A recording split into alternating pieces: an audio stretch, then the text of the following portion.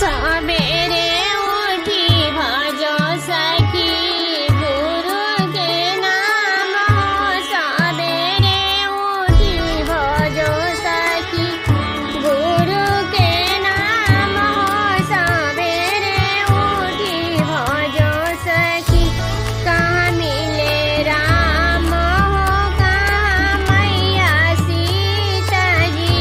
कहाँ मिले राम, कहाँ मिले सीता जी। कहाँ में मिले ले गुरु तोहार हो। सबेरे उठी भजो सखी गुरु के नाम हो। सबेरे उठी भजो सखी कादेले राम हो, कादेली सीता जी।